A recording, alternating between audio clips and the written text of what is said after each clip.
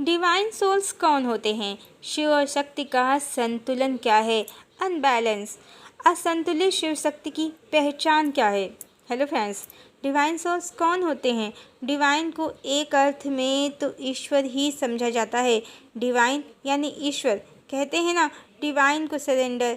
Divine को दूसरे अर्थ में दिव्य या देवत्व से युक्त समझते हैं। जो सोल्स देवत्व से युक्त होती हैं, यानी जिनमें देवताओं के गुण होते हैं, वो डिवाइन सोल्स होती हैं। अब देवता क्या होते हैं? देवताओं से अर्थ पौराणिक चरित्र नहीं है। जैसे इंद्र को हमेशा सिंहासन के जाने का भय लगा रहता है, जैसे देवों के देव महादेव क्रोध में गणेश जी का धड़ ही अलग कर देते हैं। ये सब पौराणिक चरित्र हैं। यदि ऐसा बनना है तो फिर मनुष्य ही बन जाएं, उतना ही काफ़ी है। देवता का अर्थ पुराणों और टीवी सीरियल्स के चरित्रों से नहीं है।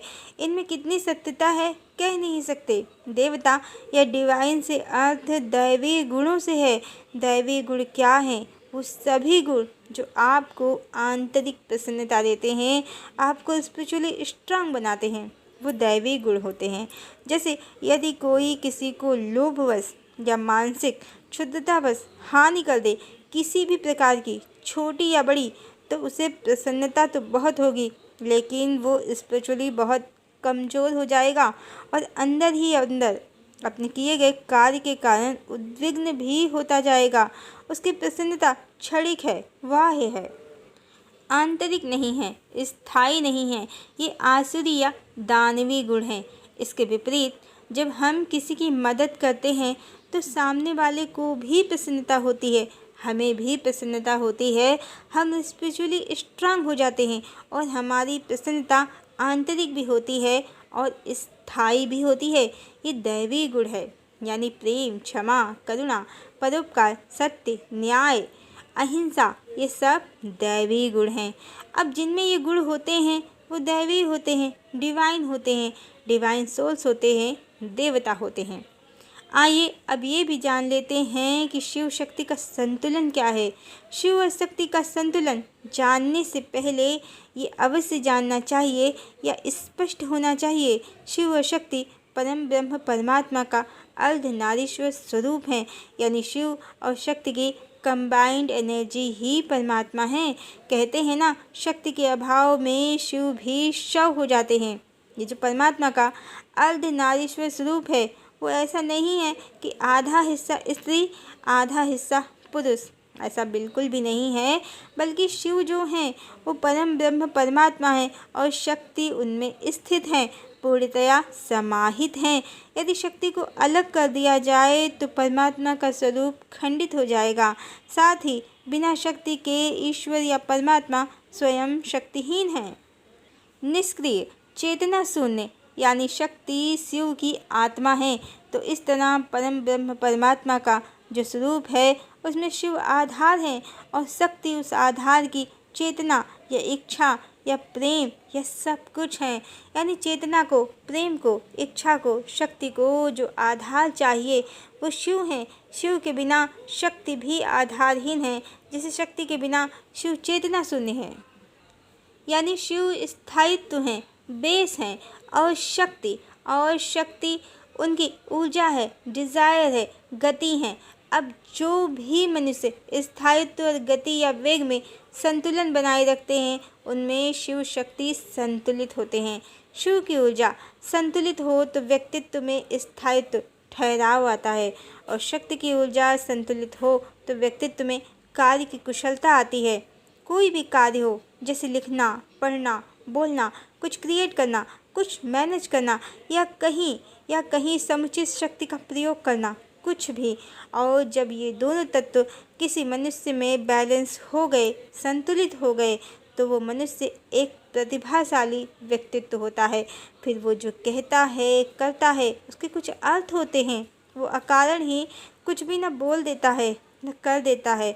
वो शिव के समान व्यक्तित्व में स्थिरता या ठहराव लिए होता है। वो अपनी ऊर्जा या शक्ति का प्रयोग जहाँ जितना आवश्यक हो उतना ही करता है, न कम न ज़्यादा। इसके विपरीत जिनमें शिव शक्ति की ऊर्जा संतुलित नहीं होती है, वो अकारण ही बिना कुछ सोचे समझे, बिना दूरदर्शिता के कुछ भी बोल जाते हैं। कर जाते हैं। उदाहरण के लिए पिछले दिनों अभी एक यूट्यूबर ने हमको टारगेट किया, हमारे विरुद्ध काउंटडाउन चलाया और बाकायदा अपने पोस्ट सेक्शन में शुक्राचार्य, सुप्रखा इत्यादि की फ़ोटो लगाकर बताया कि वो सब हमारे लिए उसने किया। उसके अनुसार हम सुप्रखा हैं, शुक्राचार्य हैं, लूसीफर हैं। उसने बाकायदा एक वीडियो भी अपलोड किया जहां उसने हमको कलिप्रिया कलिप्रिया कहा। ऐसे गंदे ईर्ष्या द्वेष के शब्दों से युक्त वाणी से हरिप्रिया जैसे सुंदर ईश्वर की ऊर्जा से जुड़े शब्द को दूषित किया, जबकि पर्सनल लाइफ में हम उसको जानते भी नहीं हैं। बहुत रिस्पेक्ट भी करते थे हम उसकी, इसीलिए वीडियो सुनने भी बैठ गए और बहुत सरप्राइज़ हुए कि ये वीडियो हमारे लिए था और इतने दिन से उसके पोस्ट सेक्शन में सुप्रखा शुक्राचार्य के फ़ोटो हमारे लिए थे। वो हमारे खिलाफ काउंटडाउन चला रही थी, जबकि जैसा कि हम उसको जानते तक नहीं हैं और कभी किसी वीडियो में पर्सनली हमने उसको टारगेट भी नहीं किया। हाँ, बहुत से वीडियो में उसकी प्रशंसा की थी, उसके कुछ कार्यों की, लेकिन उसकी इस वाणी को सुनकर हमें एक सेकंड में ही स्पष्ट हो गया कि ये तो आसुरी गुण हैं, दैवी नहीं है। इनकी शिव शक्ति की ऊर्जा बिल्कुल भी बैलेंस नहीं है। शिव इनके पाताल में चले गए हैं और शक्ति आसमान में उड़ गई हैं। कारण जो ऐसी गंदी वाणी का प्रयोग करते हैं, अवश्य ही उनका मूलाधार चक्र भी जागृत नहीं है, तो शक्ति कहाँ स्थिर होगी? शक्ति को तो शिव चाहिए स्थिरता के लिए। शक्ति ऐसे मनुष्यों में टिक नहीं सकती। उनमें जो ऊर्जा है वो आसुरी है, ईर्ष्या, द्वेष और अहंकार की है, क्योंकि जो भवानी की ऊर्जा है वो प्रेम की ऊर्जा है, उसमें अहंकार और ईर्ष्या द्वेष नहीं है। अच्छा, इतना ही नहीं, उस यूट्यूबर ने बदहवासी में ये भी कहा कि हम अपने वाले को कल्कि बनाना चाहते हैं और हमारा वाला उसके चैनल के व्यूज़ कंट्रोल कर रहा है, बढ़ने नहीं देता है। और ये भी कहा कि हमने और हमारे वाले ने उसकी लाइफ को कंट्रोल कर लिया है। पर आश्चर्य, इसके तुरंत बाद वो सेल्फ लव सिखाने लगी और कहने लगी कि वो बड़ी स्ट्रांग पर्सनालिटी है। मतलब सारा एजेंडा हमको टारगेट करने का था और कुछ नहीं। किसी भी व्यक्ति को समाज में इस तरह टारगेट करना, अंधविश्वास फैलाना, उसके विरुद्ध कितना बड़ा दुष्कृत्य है। ये आसुरी प्रवृत्ति है। ये उसकी एक सपोर्टर यूट्यूबर भी है जो लगभग 8-9 महीने तक हमें गधी प्रिया अपने चैनल पर कहती रही। वो तो खुद को देवी वैष्णवी आदि शक्ति ही कहती है।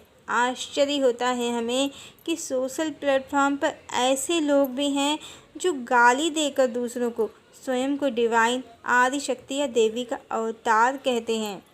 पर इसमें ज़्यादा क्या समझना। व्यक्ति का व्यवहार, उसका स्वभाव ही उसकी पहचान है। जिनके गुण आसुरी होते हैं उन्हें दूसरों को टारगेट करना, उनको गाली देना, उनके विषय में अफवाहें फैलाना, उनके विरुद्ध खंडन करना, कॉन्स्पिरेसी करना, यही सब प्रिय होता है। श्रीमद् भगवद गीता में भगवान ने कहा भी है, हर मनुष्य अपनी प्रकृति के अनुसार ही कार्य करता है, ज्ञानी भी और अज्ञानी भी। हम तो उन देवी जी को जानते भी नहीं हैं, कौन हैं, कहाँ रहती हैं। भला हम उनको, उनके चैनल को कैसे कंट्रोल करेंगे? वो लोगों को मूर्ख समझती है और धूप दिया अगरबत्ती की, आग की, तंत्र मंत्र की माया भी खूब दिखाती है अपने चैनल पर। बहुत से व्यूवर्स की सोच और समझ को उसने कैद कर लिया है और अपने व्यूवर्स को धमकी भी देती है, अगर मेरे विरोधियों के चैनल पर तुमने कमेंट किया तो ब्लॉक कर दूंगी। फिर भी स्वयं को डिवाइन भी बताती है, देवी का अवतार भी। पर वास्तविकता ये है कि उसमें अहंकार कूट कूट कर भरा है और अहंकार दैवी नहीं, आसुरी गुण है। ऐसे मनुष्य धर्म के नाम पर समाज में मात्र ईर्ष्या, द्वेष, पाखंड और अहंकार का व्यापार करते हैं। ये डिवाइन का कार्य बिल्कुल भी नहीं कर रहे हैं। ये मात्र लोगों को आपस में लड़ाने का कार्य कर रहे हैं। न इनमें प्रेम की ऊर्जा है, न इनमें शिव संतुलित है, न शक्ति। अन्यथा हमने इनका क्या बिगाड़ा था? हमने तो पर्सनली इनकी कभी न निंदा की, न इन्हें टारगेट किया। फिर भी इन लोगों ने हमें अपशब्द कहे, टारगेट किया। ये तो हमने आपको उदाहरण के लिए बताया कि वो लोग कौन होते हैं जिनमें शिव और शक्ति की ऊर्जा संतुलित नहीं होती है, बल्कि बहुत लो और अनबैलेंस्ड होती है। पर शिव और शक्ति की ऊर्जा को संतुलित कैसे कर सकते हैं, इस पर भी हम आपके लिए एक कंटेंट अवश्य लेकर आएंगे। हरिओम।